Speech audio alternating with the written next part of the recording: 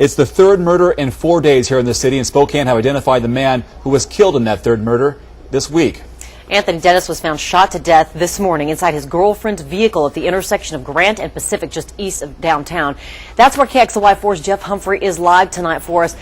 First, Jeff, we want to take a look at what is up with this recent rash of violence. Well, Spokane Sheriff Ozzie Knezovich thinks it has a lot to do with our failing economy. The sheriff says that he has been tracking an increase in crime since April that he attributes to all of us having less money in our pocket. In this case, a man who was shot to death inside a car that was parked right there.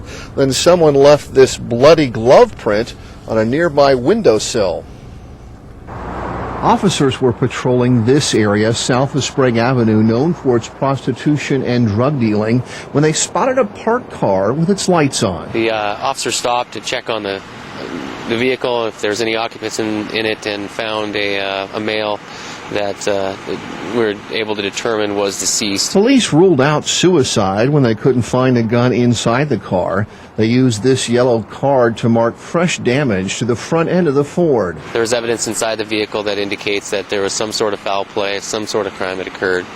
And so we locked down the scene, established a perimeter, and called in Major Crimes to investigate. Police then called the registered owner of the car. Once on scene, the woman told detectives that her drug-dealing boyfriend had borrowed it for the night. Investigators then towed the SUV here to the vehicle processing station. Items needing to be fingerprinted, including this axe handle, modified into a club, were set aside on butcher paper. The top of this unopened can of beer is coated with a fine red mist. The high-velocity blood spatter a sign the man was shot inside the car. However, police don't know if the murder happened where the Ford was found.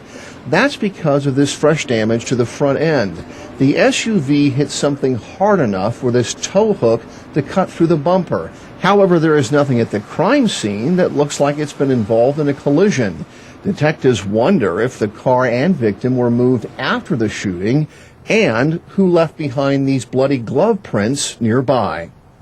Now, the impact of that collision pushed the fender into the tire of the SUV. It doesn't look like it was driven very far, and that's why police think that maybe this shooting happened not too far from this area. They're hoping that if someone who lives or works around here finds a fixed object that looks like it's been whacked by a big old SUV, they'd like to hear from you. Reporting live in Spokane, Jeff Humphrey, KXLY4.